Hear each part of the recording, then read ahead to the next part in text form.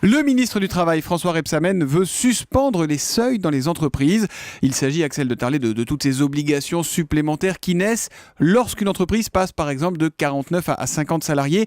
Axel, c'est là un tabou absolu, c'est une attaque frontale contre les syndicats. Oui, d'ailleurs, les syndicats, effectivement, sont furieux. Il faut reconnaître que c'est osé comme proposition, surtout de la part d'un gouvernement de gauche. Alors, de quoi s'agit-il ? Vous l'avez dit, lorsque vous passez de 9 à 10 salariés, et surtout quand vous passez de 49 à 50, là, il y a précisément 35 obligations légales qui vous tombent dessus, comme la création d'un comité d'hygiène, la création d'un comité d'entreprise, etc. Donc évidemment, le patron hésite avant d'embaucher le 50e salarié qui va déclencher donc 35 obligations légales. D'ailleurs, si vous regardez les chiffres, aujourd'hui, vous avez 2,5 fois plus d'entreprises de 49 salariés que de 50 salariés. Alors on comprend la logique, Axel, mais en même temps un comité d'entreprise c'est utile dans une entreprise, on ne va pas faire une croix sur toutes nos lois sociales quand même. Voilà, alors c'est pour ça que François Rebsamen propose non pas de supprimer mais de suspendre le déclenchement de ces seuils pendant 3 ans. Il l'explique dans une interview au bien public, si un patron passe de 49 à 50 salariés, pendant les 3 premières années, rien ne change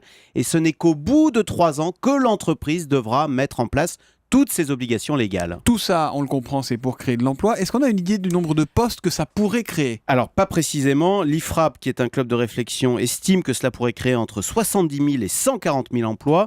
L'INSEE est nettement plus dubitative, car en fait, explique-t-elle, les entreprises peuvent aujourd'hui contourner ces effets de seuil. Il y a une astuce en créant des filiales. Bah voilà, dès que vous êtes 49, hop, vous créez une filiale et le tour est joué.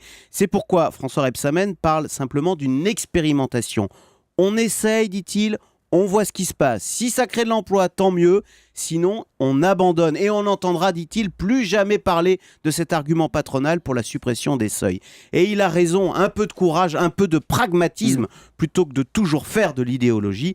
Et franchement, plutôt que de hurler, les syndicats devraient jouer le jeu parce que défendre les salariés en place dans les entreprises, c'est bien, c'est noble, mais il faut aussi se soucier des 5 millions de chômeurs qui ne trouvent pas de travail. Il lance un ballon d'essai ou ça va vraiment être effectif ? Alors ça, c'est toute la question. Ah oui. Il faudrait la poser à des membres du gouvernement. Il y a du pragmatisme, une volonté de pragmatisme, mais il manque encore le calendrier. Voilà, est-ce qu'on va aller jusqu'au bout ? Le Zoom Echo, Axel de Tarlé, c'est tous les matins à 7h10 sur Europe 1. Merci Axel.